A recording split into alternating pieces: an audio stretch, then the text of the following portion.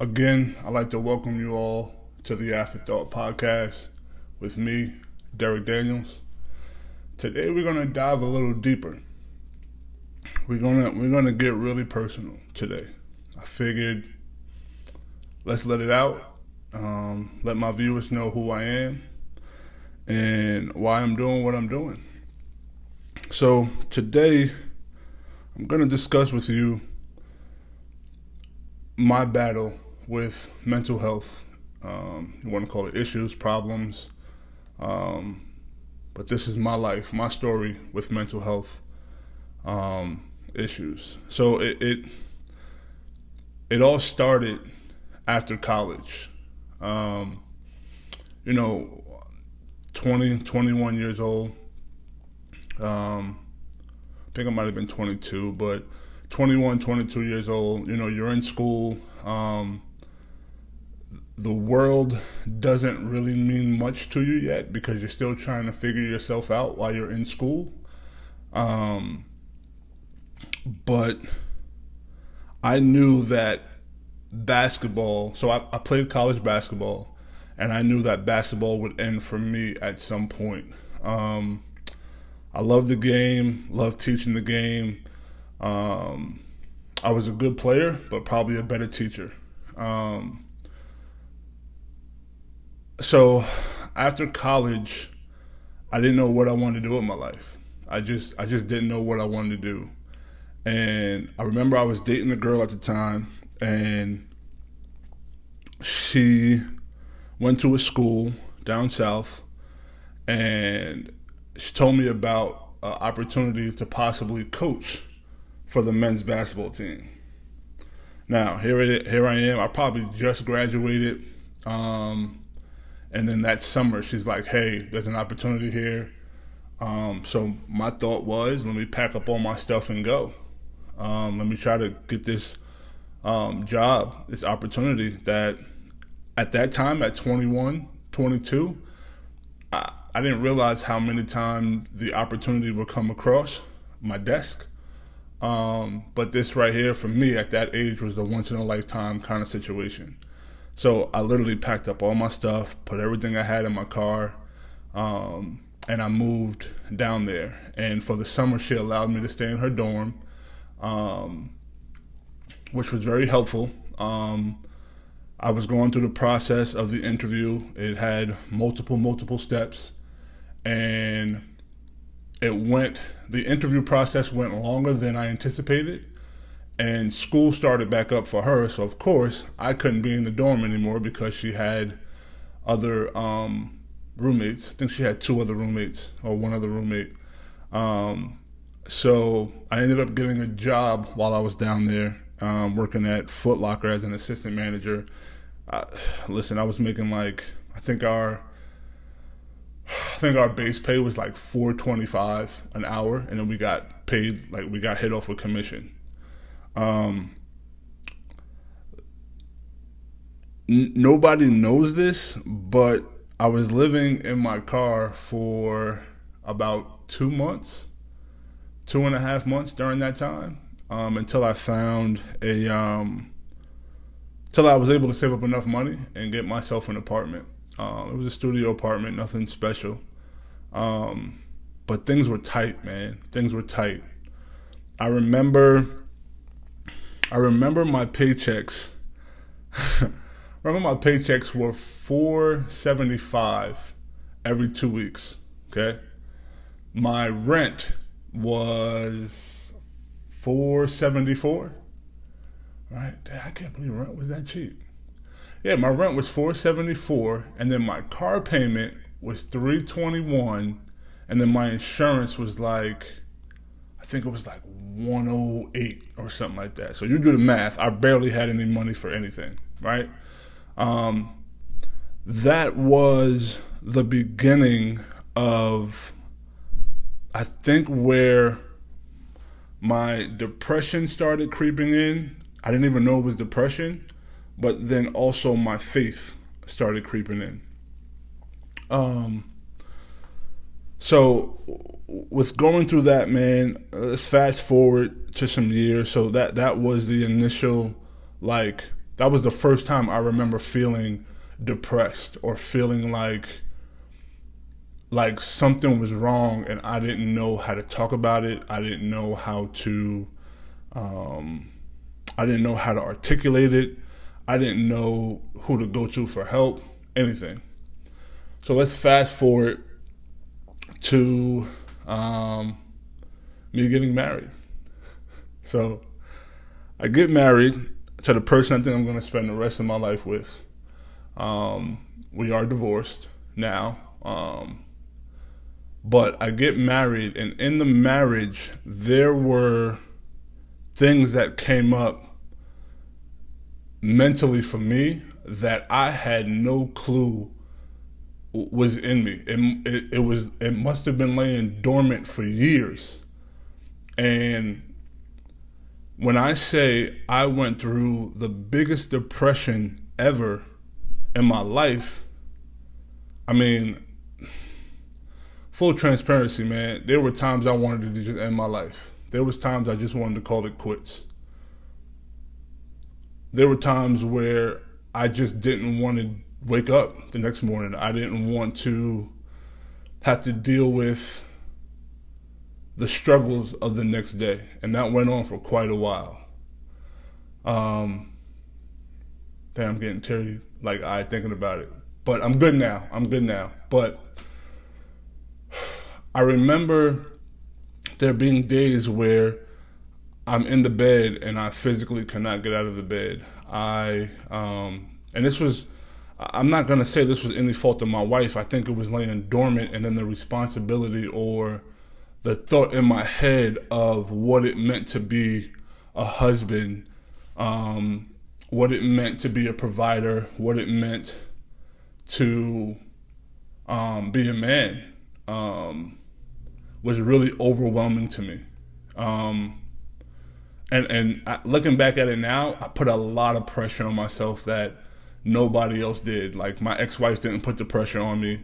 My kids didn't put any pressure on me. It was literally me just trying to do better and be better than I was, because I didn't feel like I was at the point where I wanted to be at that age. So for, I want to say, man, 3 years deep, I was deep in it. I was deep in depression, man. I didn't shave my head. I didn't do my beard. I would probably, this is going to sound crazy, but I would probably shower maybe once every 2-3 days. I wasn't working for a while, and I had lost a job due to depression. Then I tried to do things, this time and age we have Instacart and we have DoorDash and we have couriers and things of that nature. So I was trying to do I think it was a medical courier, which paid pretty good money, but I couldn't even get up out of bed to just go drive, and I made my own schedule. So that can let you know a little bit of how deep the depression was. I 100% know that my marriage ended due to my depression and me not dealing with it and me not being able to accept the fact that I suffer from depression, and me being too pig-headed to go and get some help. So towards the end of my marriage, I started seeing a therapist, started seeing a psychiatrist. Obviously, they ask you questions if anybody's been through any kind of depression and talk to anybody. If they ask you if you try to end your life or you think about ending your life, they automatically hook you up with a psychiatrist. Now, going through this mode of seeing my psychiatrist, they try to load me up with all these pills. I'm not that guy, right? I stand firm in I'm gonna figure this out and get through it. Now, that is not to say that there aren't some medications out there that we need that can really help us, especially if you're in a depressive state, that can really help us get to a level of functioning day to day until you can hopefully wean off the medication. Now, for my guys out there, we know, especially us black males, Depression, going to see a psychiatrist, a therapist, that's not cool. That's not what we do, right? We figure it out. The biggest problem with all of that and us trying to figure it out, man, is that we dig ourselves deeper in the hole. I never forget, there was a time that I was at a family function, not my family, but my ex-wife's family. She had a pretty big family, and they always got together. I remember we were at a family function, and I sat there, and there was a lot of people there. They were laughing and joking and playing music and talking and just being a family, right? And I remember sitting there in the midst of it. Like, I was in the middle of it. Like, I had family members on this side, family members on this side, in front of me, behind me. And I remember feeling so alone. Like, I was in a room by myself. And I remember at that moment knowing that, like, yo, something is wrong. Like, this is not normal. I have to get help. I have to go talk to someone. So for my men out there, man, I really want to encourage you, if you're dealing with depression, if you're suffering from depression, if you don't know what's going on with you at this very moment and you don't know what to call it, I highly, highly, highly recommend for you to go talk to somebody. If you're not dealing with depression, there are days that we just, as men, we keep things bottled up inside of us and we don't let it out. We're very guarded in our emotions and in our feelings because we grew up. I'm an 80s baby. We grew up where it was weak to cry. It was weak to be emotional. It was weak. And I'm not saying that we need to be overly emotional, but I feel like because we bottle so many things up, we have so much going on inside of us, and our minds are running 100 miles a minute. And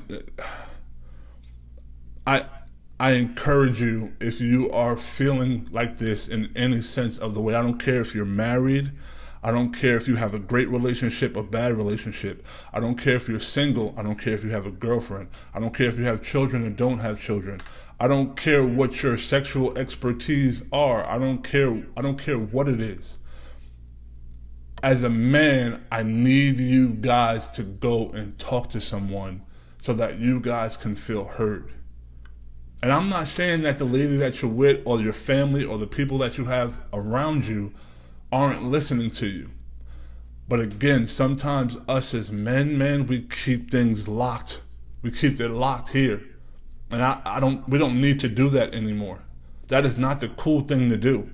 Because at some point you are going to explode. And when you explode, the people who are going to get it are going to be the people you love the most. When we explode, it's gonna hit the people that we love the most. I'm trying to save you from some of the heartache and frustrations and headaches that I went through. So there are a few things that I started to do to kind of get through my depression. I know not everybody, but people talk about depression, but they don't talk about like what they did to kind of get through it. So this is gonna sound crazy, right? But getting my divorce was probably the best thing for me. I didn't file for it. My ex-wife did. I tried to fight for our marriage. I get it. I was too much. And I think I got to a point of where there was a point of no return with us, right? I still have nothing but love for my ex-wife. I hold no grudges. I hold no anger, no anything. We actually spoke and we're fine. Like, she's doing well, I'm doing well. And that was when we signed our divorce and all that kind of stuff, which is a while back. But the one thing I started doing to kind of get myself through my depression, and hopefully this can help somebody out there, male or female, hopefully this can help somebody out there, is I started a routine that it didn't even make me happy, but it was just a routine, right? So like every morning at this time, I would wake up, right? I don't care if it's 6 o'clock, 7 o'clock, 5 o'clock, 4, whatever, 8 o'clock, 9 o'clock, whatever works for you in your life.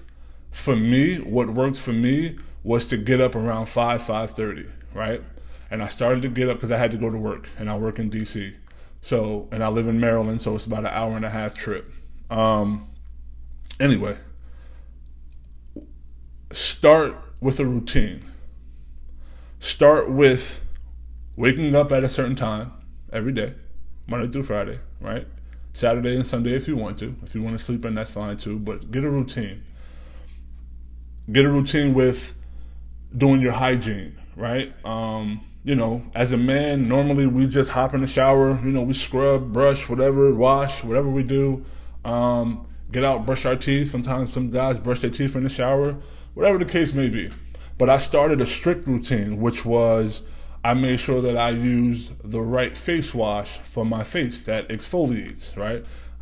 It's going to sound funny, but these are things like I made sure that I use a specific soap for my body. I use Dove, right? I don't know what it is about the smell of it, but it keeps me calm, but it wakes me up at the same time, if that makes any sense. I started doing care on my beard and making sure that it was, healthy and soft and full. Shaving my head every other day or every 3 days when I started to feel, a little spiky. Just make sure that you set up a routine in the morning, right? So that's the first thing. Not just the morning, but a daily routine. So the second thing I started doing in my daily routine was praying. So when I first wake up, the first thing I do is tell God thank you. I thank him for waking me up. I thank him for allowing me to see and start another day. And then I go and I do my morning routine, which is my shower and things of that nature. And then I listen to the Bible. So sometimes I can't sit down and physically read it because I'm constantly moving. And this is the progression, right? So even with me talking, I'm progressing because I went from not reading the Bible at all to reading the Bible and then realizing like, oh man, not that it's taking up too much time, but I'm not waking up early enough to do it. So I had to make sure that I fit God in my life, in my morning, and in my day. So one of the ways that I've done that, and I'm going to go back to reading at some point, but one of the ways I've done that is, the Bible app. It reads it for you, right? So I literally take, 10, 15 minutes, and I sit down. I either sit down on the floor and I Indian style, I light a candle, right? Get in your vibe, like get in your bag, right? Sometimes I don't light a candle, I just have coffee, but I'm listening to at least a chapter. And there you can go online and see how to read the Bible and what order to read the Bible and things of that nature. But I usually start with the Gospels, so like John, Mark, Luke, those books. After that, I get dressed. Right? I get dressed. I make sure that you're going to laugh at me. You may not laugh because you may do it yourself, but there's a certain amount of, strokes I use for my deodorant and a certain amount of like spritz I use for my cologne. There's a certain amount of times I rub my hands with lotion and, put lotion on my body and my face and things of that nature. So I really created this routine so that I am purposely investing in my life, in my day. So I'm not thinking about the depressing things that can happen. I'm not thinking about the things that happened in the past that I ruined that, made me feel like I should be a lot further ahead than what I am. I'm not thinking about those things. I'm thinking about my routine. On my drive, I don't drive, but I drive. Let me correct that. I drive from my home to the train station. Train station takes me to DC, and in DC I have to catch 2 trains as well, and then I walk about 2 blocks to get to work. So in that hour and a half that I'm commuting from my home to work, I'm doing something that makes me happy, right? So it could be continuing reading the Bible, or letting the Bible, kind of read out loud to me. Right? I have my headsets in. It could be listening to praise and worship. I listen to praise and worship often. On my drive from my home to the train station, I pray. Right, that's about a 20-minute drive, so I try to pray for like half that. And my prayer is more so of gratitude. And if you don't know how to pray, comment down below, man. I can walk you through it. I'm still I'm not this advanced Christian. I'm still learning as well. But if you need some help on where to start, just let me know down below in the comments, man. So again, my last thing that I do is I work out. Not the last thing, but I work out. Right, I try to work out daily. It's been a while since I've gone hard, because I have some little knick-knack injuries that are bothering me, like my heel, my knee. But I try to work out, and I try that. I mean, man, listen, if you don't know, studies show that working out just helps your mood overall. It helps you to be in a happier mood overall. So if you don't know, look that up as well, but it definitely helps out with depression. The last thing that I do for my depression, man, is I try to spend as much time with my kids. I try, not just my kids, I try to do things that make me happy. So, me doing my podcast makes me happy. Photography, love it, makes me happy, right? I try to book gigs every weekend. Sometimes just sitting at home and watching a movie makes me happy. Waking up on Saturdays and doing laundry and cleaning my place, that makes me happy. Putting on good music, candles, whatever it is that you can find, or that you have to really find what makes you happy.